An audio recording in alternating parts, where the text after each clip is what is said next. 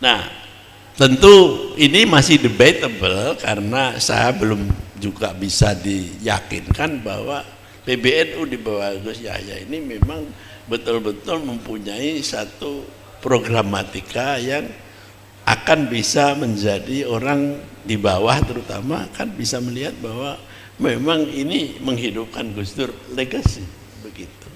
Mungkin ya karena kemudian ada persoalan-persoalan seperti yang sekarang ini sehingga yang saya hormati Habib Anis, yang saya hormati moderator Mas Rozali, yang saya hormati para pengurus PBNU yang hadir pada acara yang sangat ini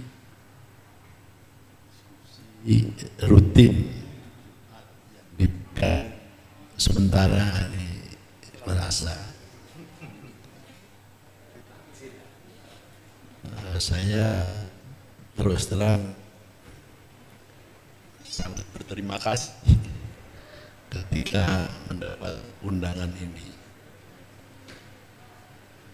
karena beberapa hal. Yang pertama tentu karena sudah lama sekali saya tidak berkunjung atau silaturahim di gedung yang dahsyat ini.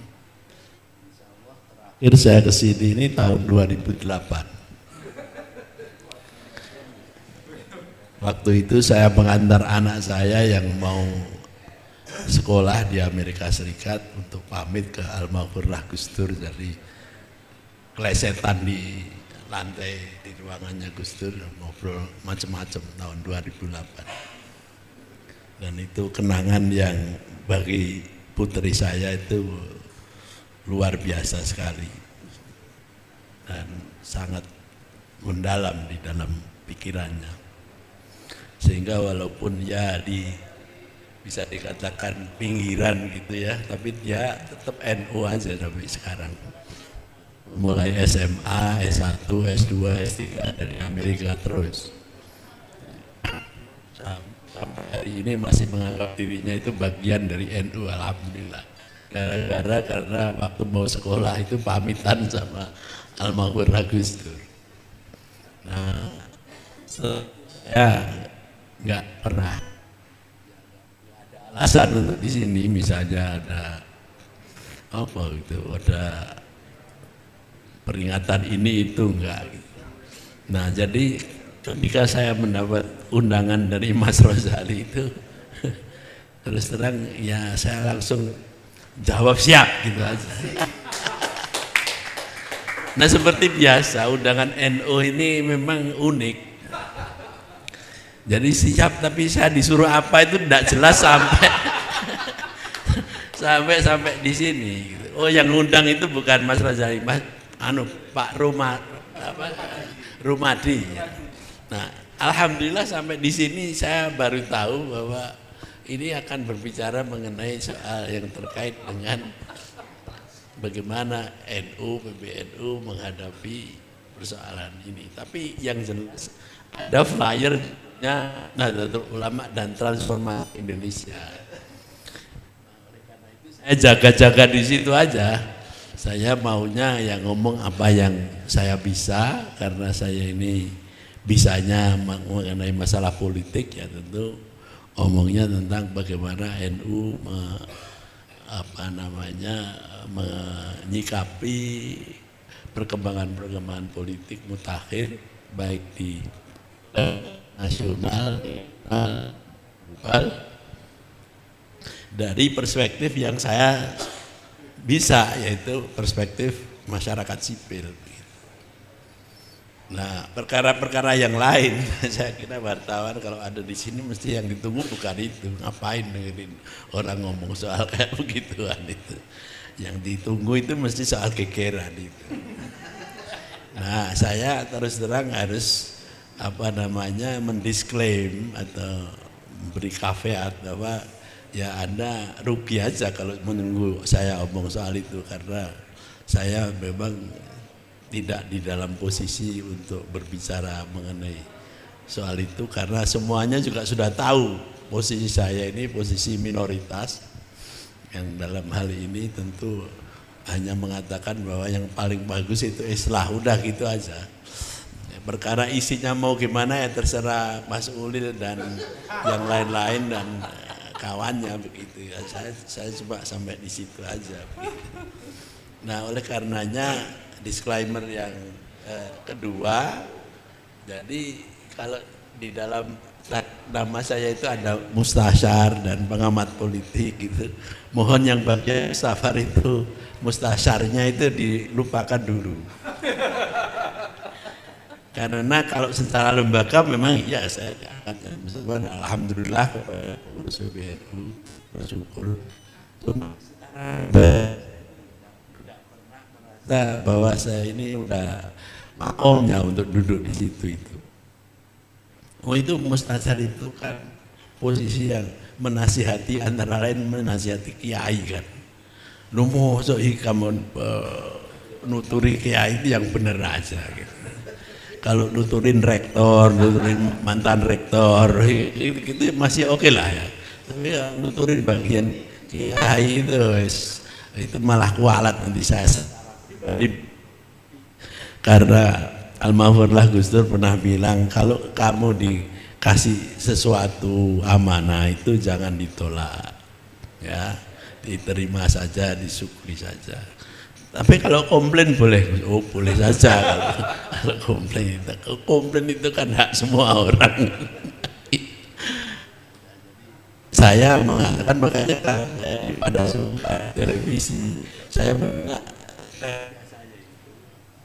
selalu bilang saya pengamat politik saja, karena dengan pengamat politik itu saya comfortable, karena itu artinya saya mempertanggungjawabkan diri saya sendiri, tidak mewakili lembaga-lembaga apapun ya. Jadi ini posisi saya, ini disclaimer saya.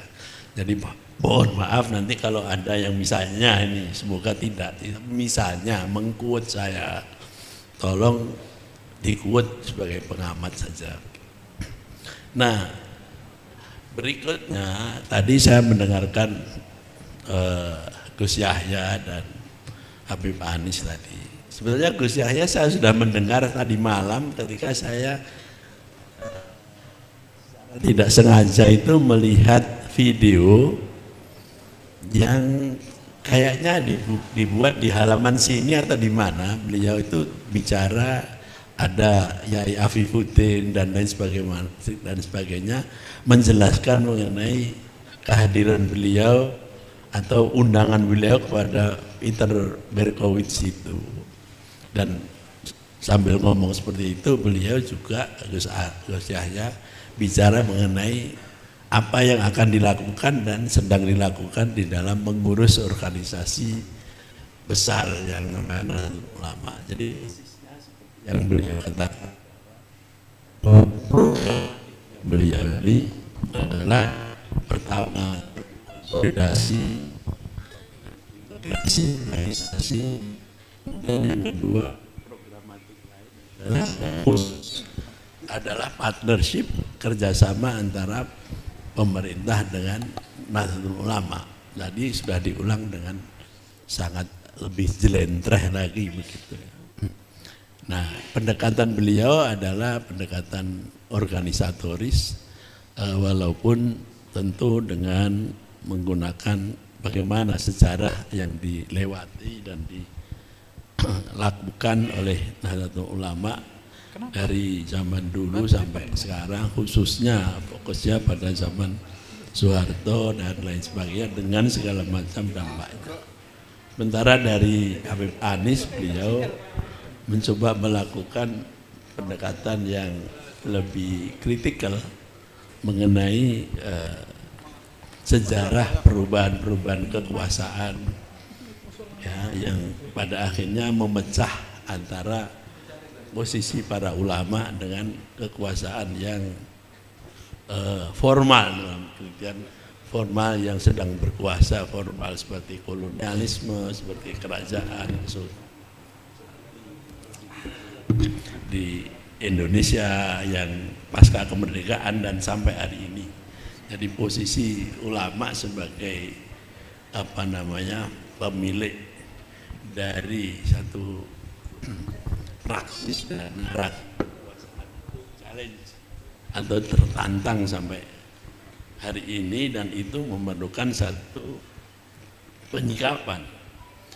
Nah, saya tidak tahu sebetulnya kalau perasaan saya sih Habib Anies mungkin juga agak kritikal dengan sikap dari Gus Yahya untuk partnership tadi itu. Beliau tentu kayaknya, mungkin nanti saya dikoreksi kalau saya salah, ada semacam distanciating, ada pengambilan jarak antara kekuasaan yang dimiliki oleh atau dikelola oleh para ulama yang mempunyai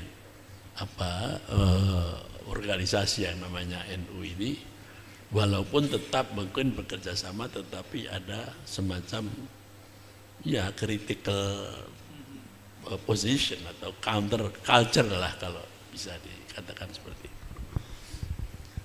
Nah, saya sendiri pribadi saya melihat bahwa cara melihat kekuasaan tentu beda-beda ya, seperti kata Gus Yahya.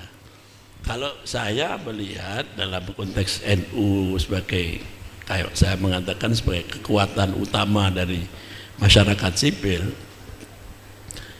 maka kekuasaan yang dimiliki dalam NU itu terutama di dalam elitnya itu dimengerti atau saya mengerti dari bagaimana melakukan positioning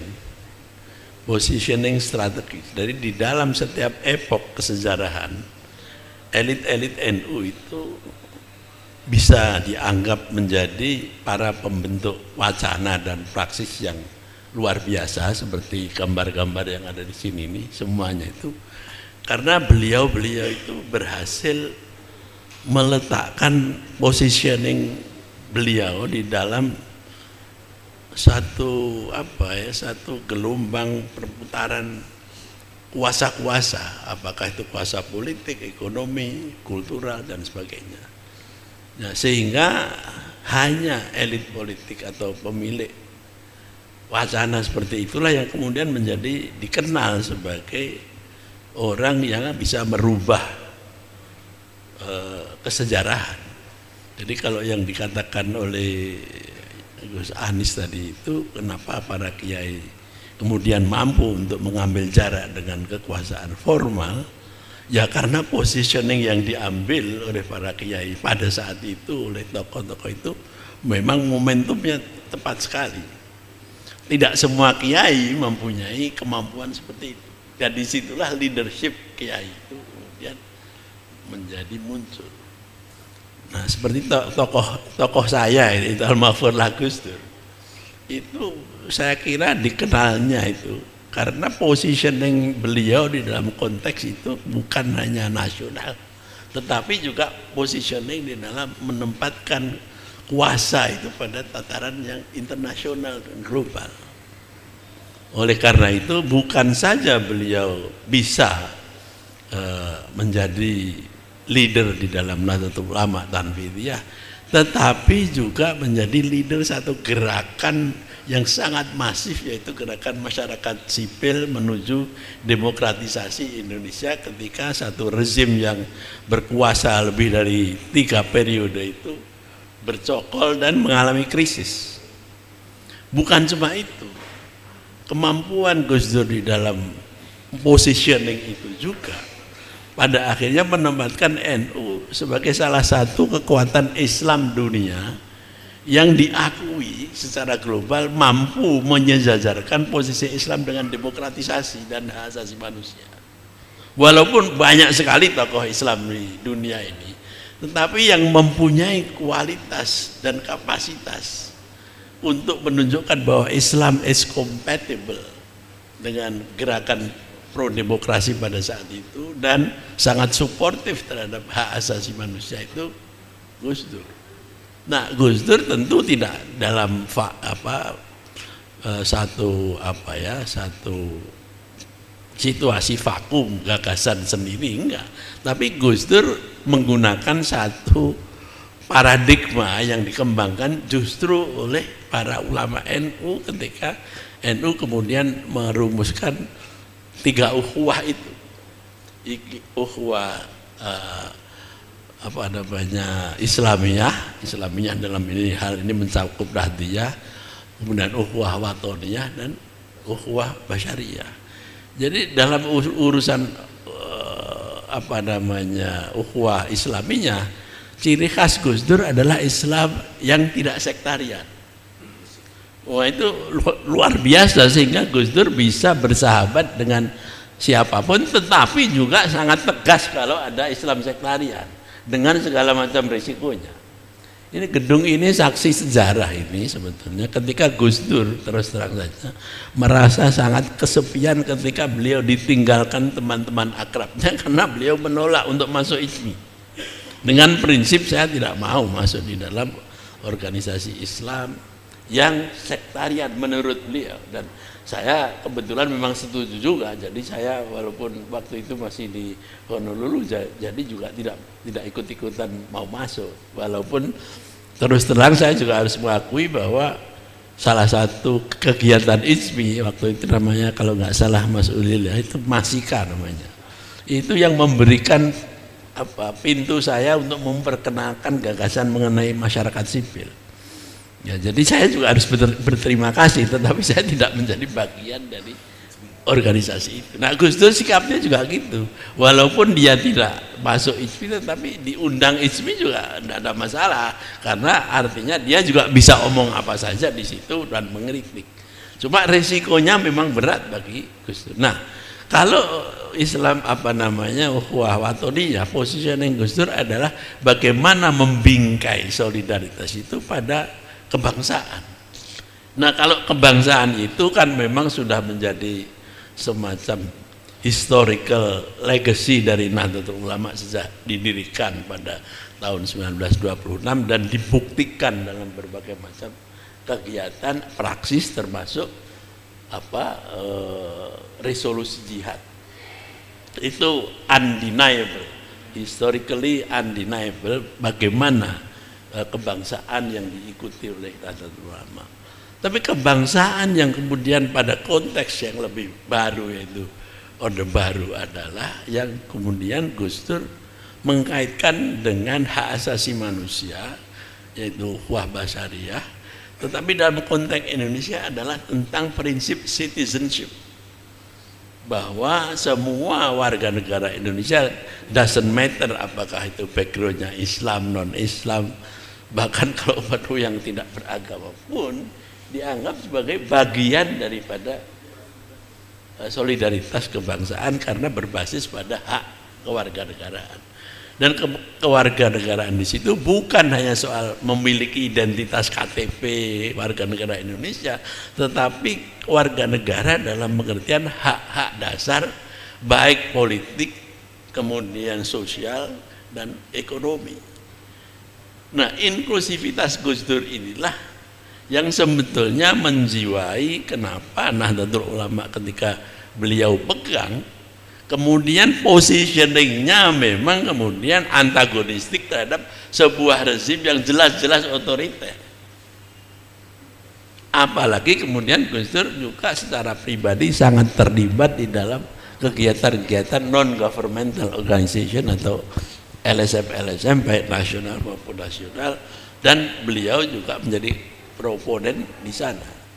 Nah, sehingga itulah positioning yang menurut saya kemudian menjadi legasi Gus Dur.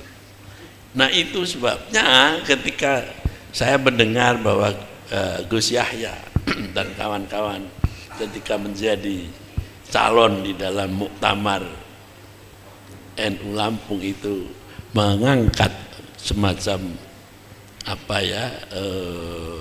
bukan slogan tetapi sudah merupakan posisi lah, bahwa yang dipakai adalah simbol untuk menghidupkan Gus Dur. Ya, saya pikir memang akan melakukan kontinuitas atau kelanjutan itu, dan itu sangat saya apresiasi, terutama dibuktikan dengan apa yang dilakukan Gus Yahya di dalam persoalan-persoalan yang bersifat global. Tapi saya juga ingin melihat bagaimana NU di bawah atau PBNU di bawah Gus Yahya itu akan melanjutkan komitmen Gus Dur terhadap bagaimana menyikapi upaya-upaya negara untuk menguasai dengan menggunakan otoritarisme dan lain-lain sebagainya, sehingga itulah yang disebut sebagai posisi kritis terhadap kekuasaan, terhadap kuasa. Nah, tentu ini masih debatable karena saya belum juga bisa diyakinkan bahwa PBNU di bawah Gus Yahya ini memang betul-betul mempunyai satu programatika yang akan bisa menjadi orang di bawah terutama akan bisa melihat bahwa memang ini menghidupkan Gus Dur legacy begitu. Mungkin ya karena kemudian ada persoalan-persoalan seperti yang sekarang ini sehingga implementasinya menjadi tidak begitu lancar ya, saya tidak tahu. Tapi yang jelas tadi ketika beliau membuka misalnya saja launching program seperti ini, that is the kind of program yang sangat Gus Durian banget gitu di dalam pengertian seperti itu, karena faktanya memang itulah yang diperjuangkan oleh Gus Dur. Nah, mengenai partnership dan sebagainya itu kan pilihan strategis ya. Gus Yahya kan juga harus melihat situasi yang dihadapi oleh sekarang ini, bagaimana rezim pasca reformasi ini sedang berkembang. Nah, tentu orang boleh berdebat juga. Seperti saya misalnya, saya mungkin menurut Gus Yahya ini kan generasi yang tidak begitu happy terhadap Soeharto kan sampai sekarang barangkali.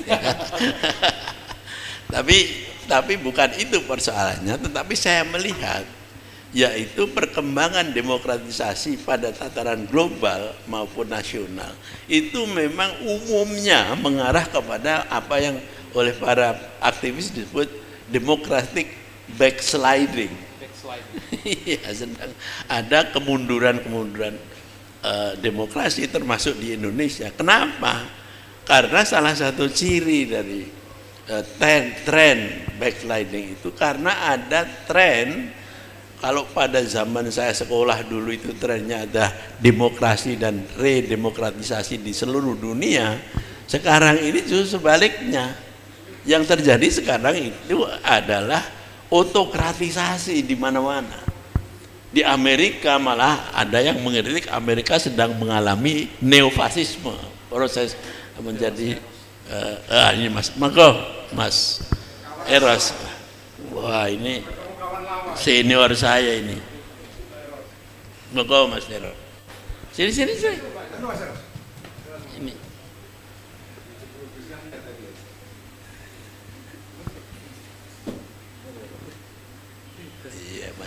Masih ada.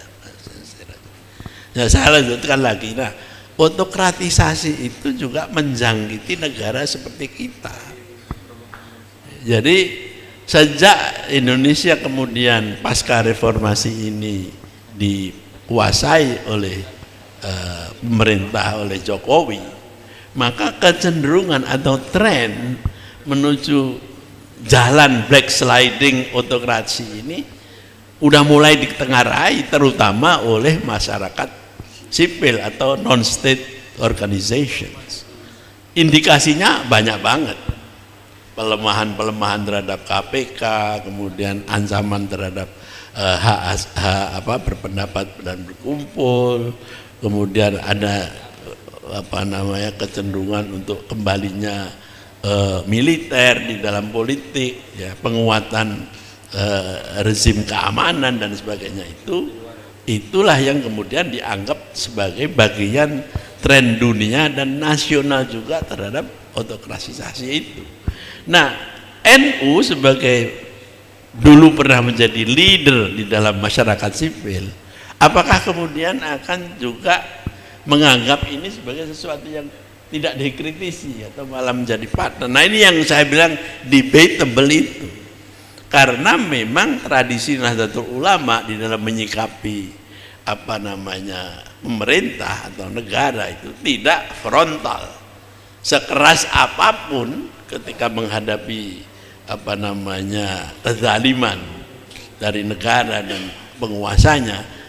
Para elit NU di dalam positioningnya itu selalu menemukan cara-cara perlawanan yang kadang-kadang dianggap orang lain itu sebagai sesuatu yang terlalu oportunistik, padahal itu sangat strategis. Yang paling sering di-quote itu adalah ketika para ulama NU menemukan bagaimana menyelesaikan persoalan mengenai hegemoni negara tentang Pancasila sebagai satu-satunya asas. Itu kreativitas yang sekarang itu mau tidak mau akan diakui oleh siapapun sebagai salah satu cara cerdas untuk mengelak hegemoni itu dan tetap di dalam posisi NU kemudian selamat sebagai organisasi yang sangat besar. Karena apa yang dipertaruhkan oleh NU pada waktu itu adalah jamiah yang sangat besar yang kemudian menghadapi semacam kekuasaan yang tidak bisa dikontrol dalam soal penggunaan violence, kekerasan. Apakah kekerasannya itu bersifat kekerasan yang terbuka maupun yang tidak. Nah, oleh karena itu kalau sekarang kemudian PBNU di bawah Gus Yahya Stakuf mempunyai semacam programatika untuk melakukan kerjasama yang baik dengan pemerintah, nah pasti akan menimbulkan debate tadi itu. Bagi posisi seperti saya paling tidak akan menanyakan apakah Gus Yahya juga melihat bahwa rezim Prabowo dan rezim Jokowi itu bukan satu rezim perubahan tapi kesinambungan, bahkan kesinambungan yang nemen. Kalau dalam bahasa Indonesianya, bahasa Jawanya itu. Karena kalau saya lihat sudah bukan black sliding lagi kalau sekarang ini. Betul-betul sudah ada pada taraf yang mengkhawatirkan ketika kemungkinan kembalinya militerisme, kemudian juga penghadangan terhadap hak asasi seperti expression, hak untuk mengemukakan pendapat, misalnya rencana-rencana untuk mengawasi para influencers dengan memajaki medsos dan lain sebagainya, itu merupakan bagian dari arrangement dari otoritarianisme yang dipraktekkan di banyak tempat. Nah, oleh sebab itu saya berharap bahwa Lakspodam dan lain-lain di dalam PBNU ini memang mendiskusikan masalah ini di dalam diskusi-diskusi seperti ini.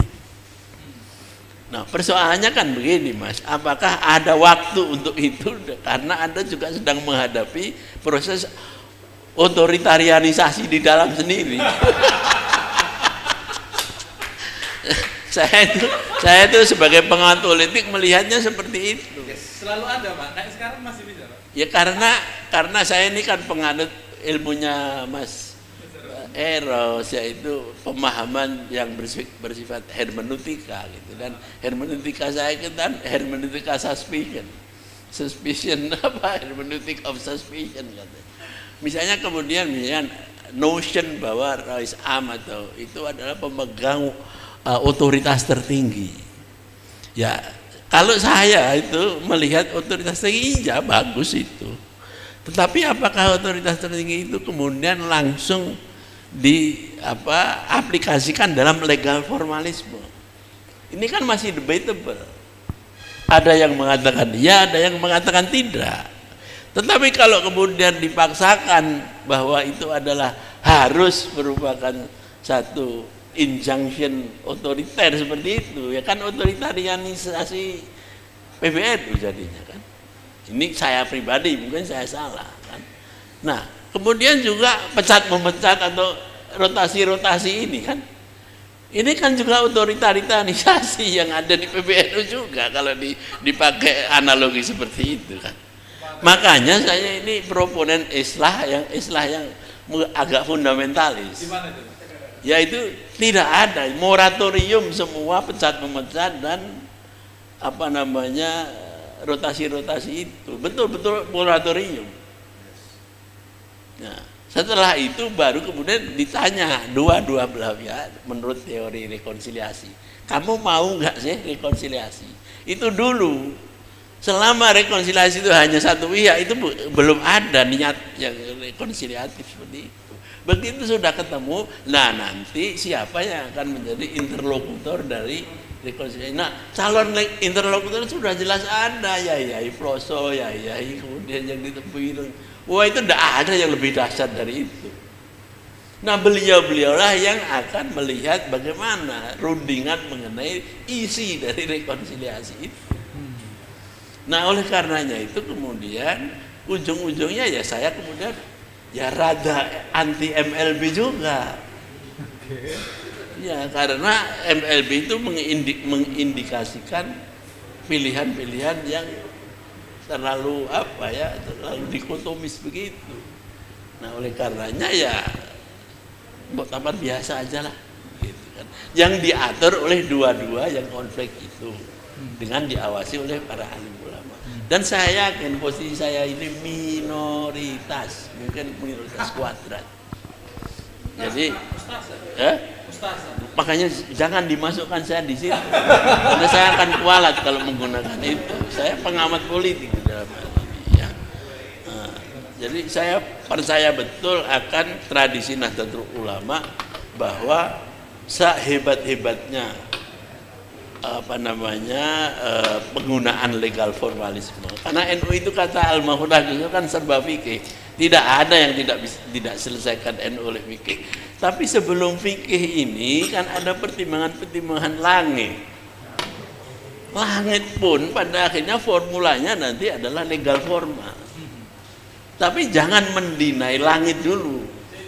Kan ada ini tokoh yang mengatakan walaupun mempunyai hak untuk memberi nasihat, tapi tidak akan mempunyai wibawa legal formal. Lah ini yang kayak begini ini yang kemudian harus direkonsile dulu. Nah, jadi kok saya malah ngomong soal begini? Hanya karena saya menggunakan konsep power sebagai positioning. Nah, kalau sudah demikian maka NU ke depan ini sebagai bagian masyarakat sipil, menurut saya usulan saya sederhana aja, yaitu NU berpartisipasi dalam memperkuat daya tahan masyarakat sipil.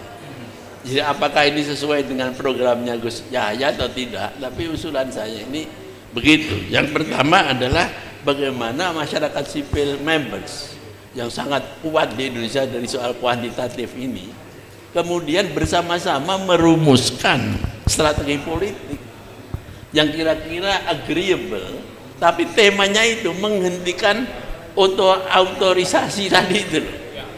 Karena itu akan sangat serius itu dampaknya bagi Indonesia. Kita bisa balik, padahal Mas Eros itu saya tahu sebagai beliau waktu itu masih jadi wartawan itu jungkir balik di detik itu loh. Luar biasa kayak gitu, masa kemudian sekarang mau balik nol lagi gitu kan? Ya janganlah itu. Jadi merumuskan kerja.